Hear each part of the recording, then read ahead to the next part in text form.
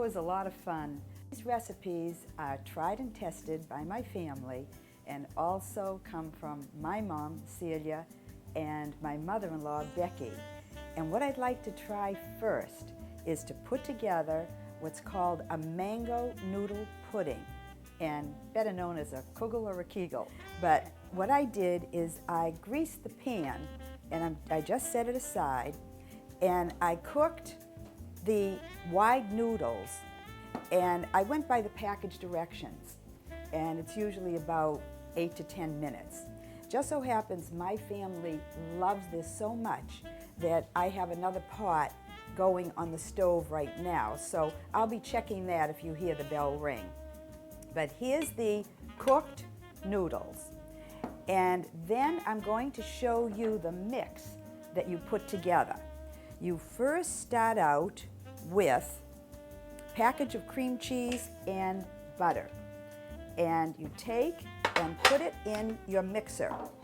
Now I do find that if you do this in a regular standard mixer, you really need to blend this first. But because this does such a great job, I add everything in all at once. Now we have 3 eggs and some sugar, 1/4 cup of milk, and this is the key, mango nectar. And I put in a cup of that. And there's your beautiful mix. Now, let me see if I can get it so that you can see how it mixes up very quickly.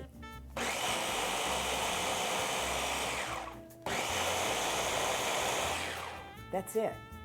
I am setting it aside because I have made a mix already, seeing that I'm doing 2 puddings and 2 kugels. And so here it is. It's very thick, and you can refrigerate it overnight. It will not break up if you notice that it is completely mixed all the way through. And pour it in.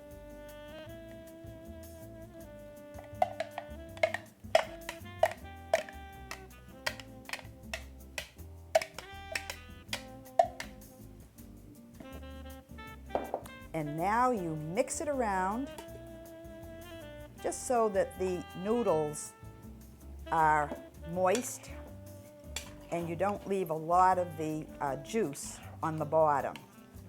But you don't have to be too fussy. That tells me that my other noodles are just about done. So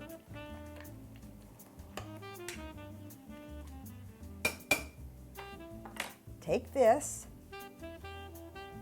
add it to your 9 by 13 pan. Try to get out as much as you can of the mix. That's good. Spread it around.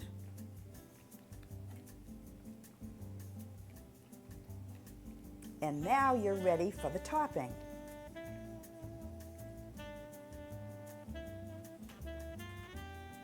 Now for the topping.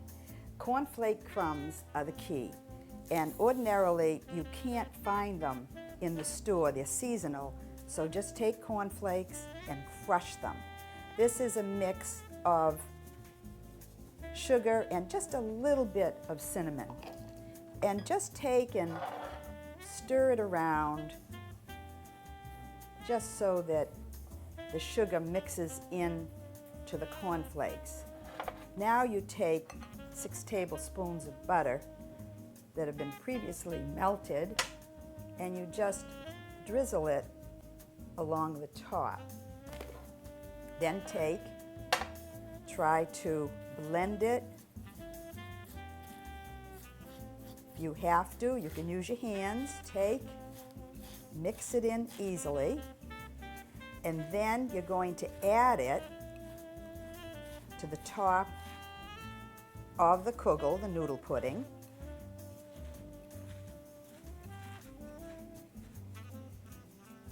make sure you get the corners too.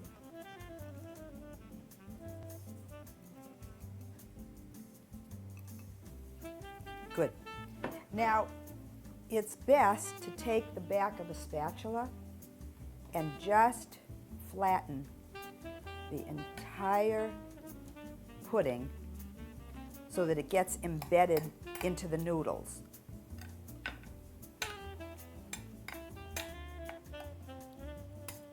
There you have it. I'd like to show you how it comes out. There's a little trick to this because when it first comes out and it cools and you start to cut it, it could flake apart.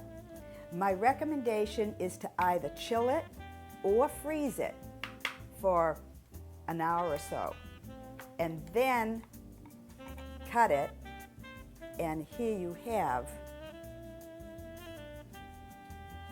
your noodle pudding. And here's another sampling of what it looks like. So much better if you take and chill it or freeze it for quite some time, but don't over freeze it because then you really have to cut hard, just an hour or two. And then you can freeze this pudding for an extended period of time until you need to use it. I have my mother's recipe with me. I know that I probably can't show it to the camera, but I have her handwriting, and this is her sweet and sour meatball recipe. This is the Hamburg meat this is 1 pound. And what you do is you start out traditionally doing the Hamburg mix with an egg, and then take some breadcrumbs, enough so that it makes the meatball substantial, and add some garlic powder. I personally like to put a lot, but you can just do a little sprinkle. Then take a small onion and grate half. There you have it. Take with, and by the way, this wooden bowl was actually my mom's, so this is a good 70 years old or more, and I love using it with the old wooden handle. Take, mix this all up, blend it together, and I've done that because I usually do a couple of pounds of Hamburg because I know how much my family really enjoys it. So I'm going to set this aside, and I will show you what the meatballs look like. They're about 1 inch. Each one is about 1 inch. You take, like so, roll it. After rolling for a few minutes, you'll find that you'll need to wet your hands because your hands will get a little bit sticky and you won't be able to make a nice smooth ball, and that's what you really want. And I'm going to put this in the oven for approximately 20 minutes because I have it on convection, 350. And I want to show you what I do with the meatballs after they come out. So here's, and I can certainly get many more in, but I think you get the idea of what it looks like. And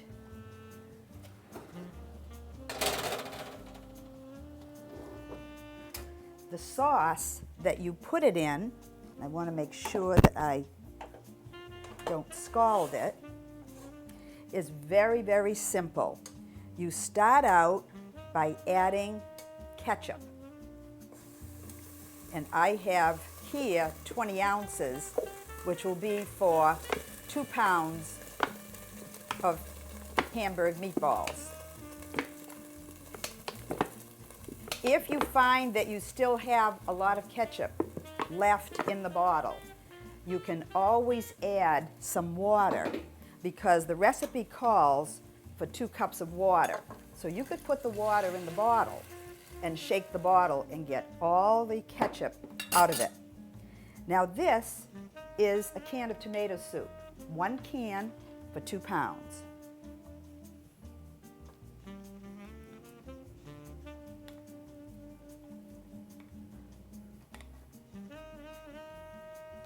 And the last thing is cranberry sauce. A full can of cranberry sauce, and I want to make sure that it doesn't splash when I put this in, so I'm just going to gently tilt it in.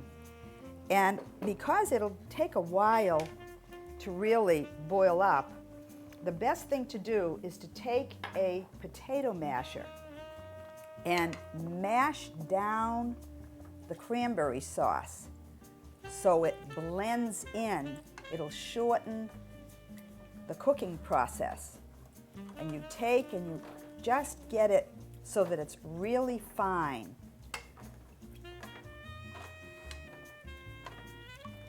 And you mix it, bring it to a boil.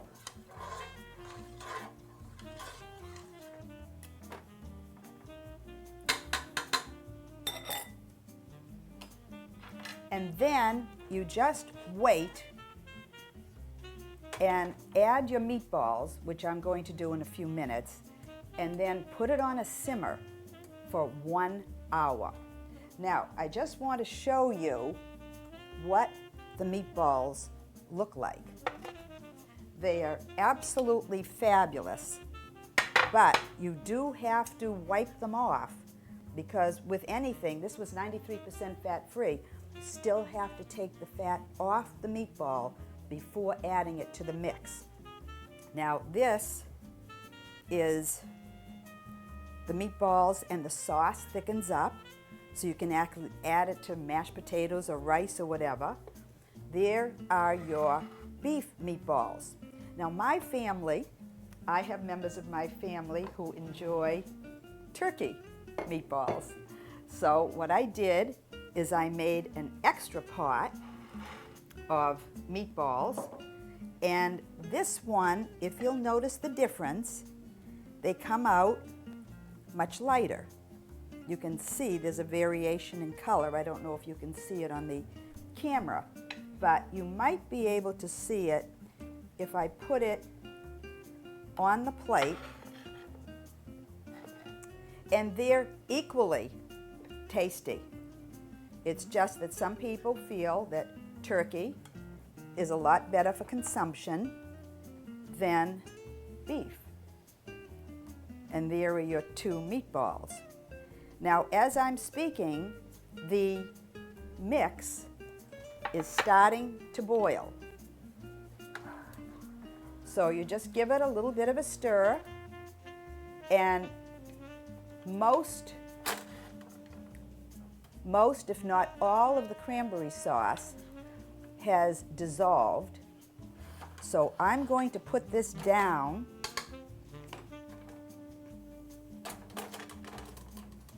to a simmer, and I'll check on the meatballs to see if they're at least heated and browned. But I'm going to give it just a few more minutes. Now, the meatballs just came out of the oven, and I cut one open just to show you how, after 20 minutes in convection, it is done. But if you notice and look at this tray, you're going to still see a lot of fat around the meatball. So what I do is I take paper towel, put it in a bowl, scoop up whatever I can, put it on the paper towel, pat it, roll it around, and you might get a little bit in the sauce, but most of it is left on the paper towel, and then add it to the sauce. Stir it around, and then you cover it for 1 hour, and it thickens up beautifully. It also can be frozen, and there you have it, your beautiful sweet and sour meatballs, Hamburg or turkey. The next main dish is oven roasted chicken drums. And I know it's a messy mix, but when you see the results, I think you're going to be thrilled. I have here a cup of mayonnaise. I'm going to take a tablespoon of Dijon mustard, add it to the mayonnaise. Then a teaspoon of minced garlic.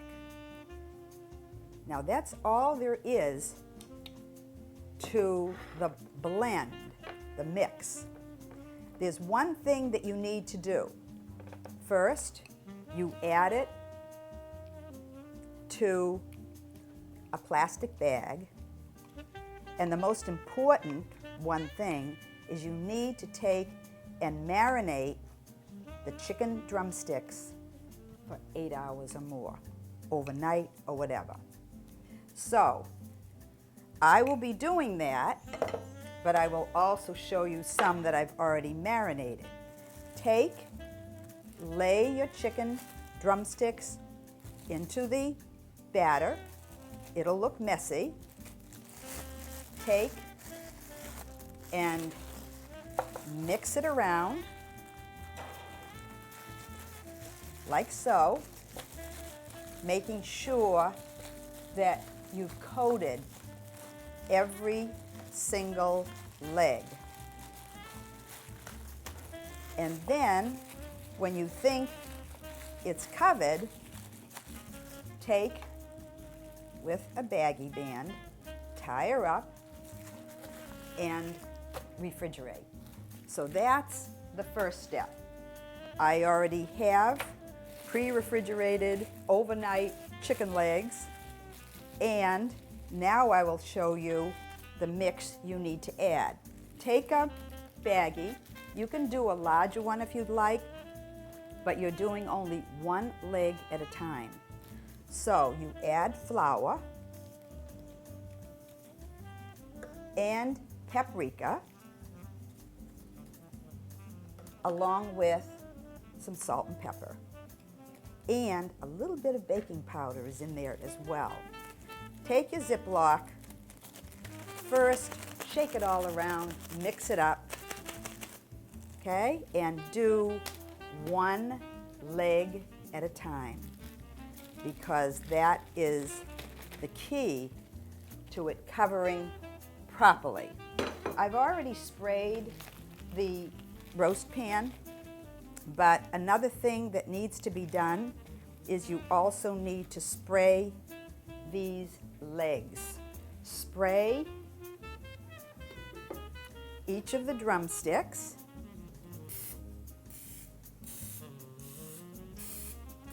Like so. And you'll pop this in the oven, okay? Well, it's just about time to take out the chicken drumsticks, and I want you to get an idea so you'll see what a beautiful crust develops on each leg. And it has like an oven fried look to it, but it is really baked. By the looks of this table, you can see that it's all prepared for a lovely dessert. It's called strudel. And I had said in the beginning of the show that I have a special guest, and you better believe it. My husband Merrill is the strudel king in this family. So Merrill, come on the set. And I'm going to listen to him and see how he makes strudel. Actually, we call this BECKY'S fruit strudel. There's 4 different fruits in here, actually, in different forms. We've got strawberry jam, we've got prunes, which are actually plums, we've got apples, and we've got lemon. So the 4 different fruits. Okay.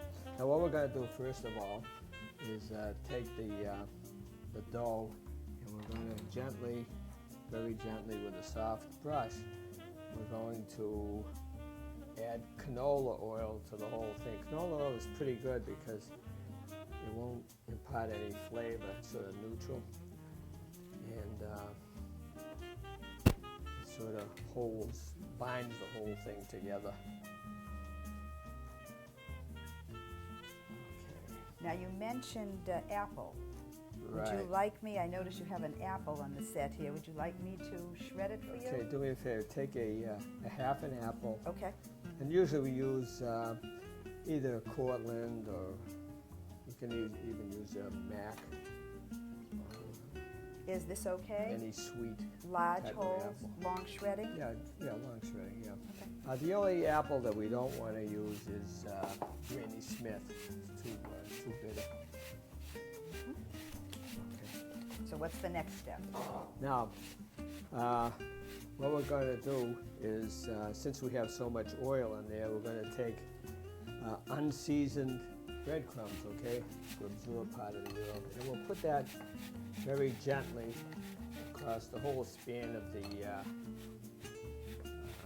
That helps with dough. the fruit too, the liquids in the fruit. Yeah, huh? yeah, because as it when it goes into the oven, it's going to liquefy a little bit, so that sort of keeps it from spreading all over the place.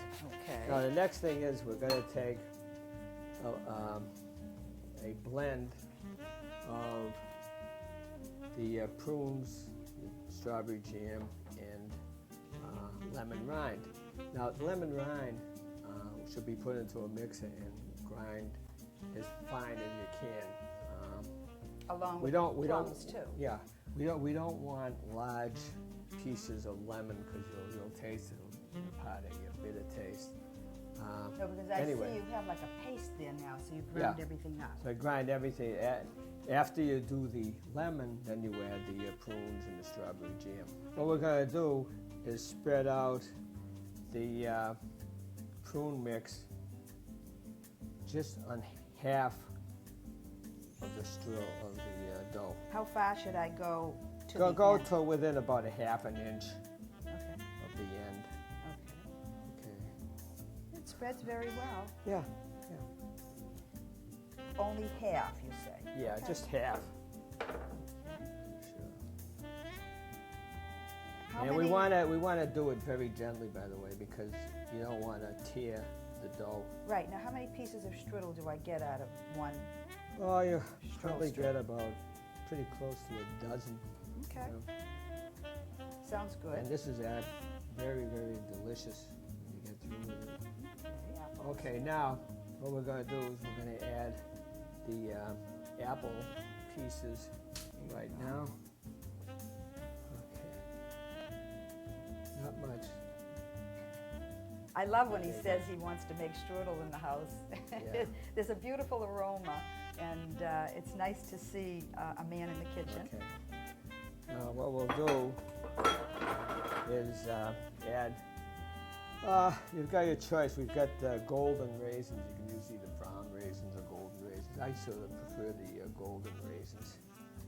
They come in different sizes. What would you suggest? Small, very small raisins if you can. Okay. They come in huge raisins. We don't want that. Okay. We don't want to overdo it with the raisins either, okay?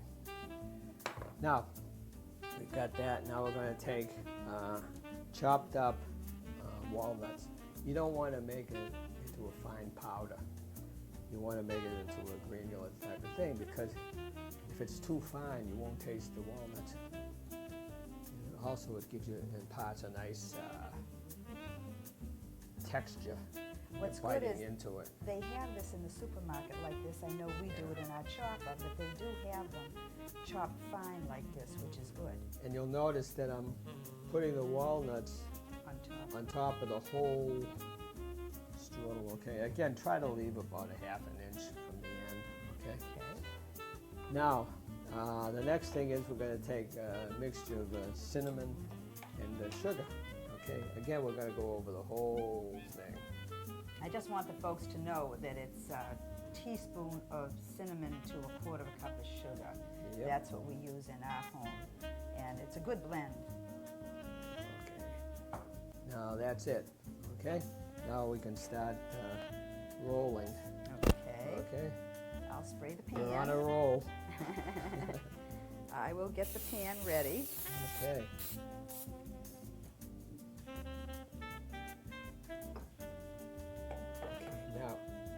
what I'm going to do is turn this around, okay? You'll notice that the ends are open. We don't want the fruits to ooze out, so I sort of pinch the ends.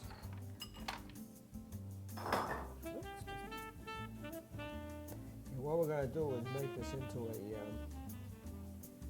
horseshoe shape. Now, you see that spatula in the end there? I Yep. find that it's easy if you take and put it underneath, and then put them together, like so. Okay. 2, 3, perfect. Okay. Wow, dough came out great. Yep. Okay, now the next step is to, again, brush the outside with oil. Gives you a nice appearance once it's baked, but it also is good because what we want to do is add the mixture of cinnamon and sugar to this, and that blend adheres better to the surface. Now, you like making apple strudel, too. Yeah, oh yeah. So that's an What we're easy doing one. right now, we're adding the cinnamon sugar blend. Beautiful. Wow. This looks like it'll be more than 12 pieces. My mother used to make this for me when I was a little boy, a few years ago.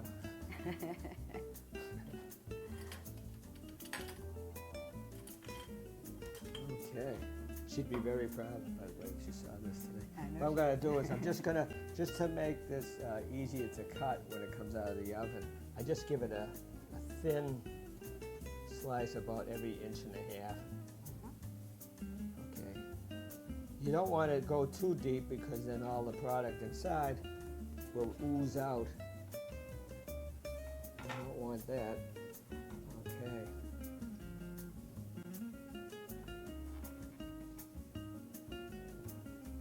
Okay. Okay, so Ready. when this goes in the oven, I have the strudel you made yesterday, and so you can show the folks how you do really cut it. Okay. That's 350 for about 30 minutes. Right. That's it? Yep. That's it. Okay. Yep. And what we'll do is, because I put the slits on the top of the strudel, you see how easy it is to cut. It makes it a lot cleaner cut. It won't crumble all over the place.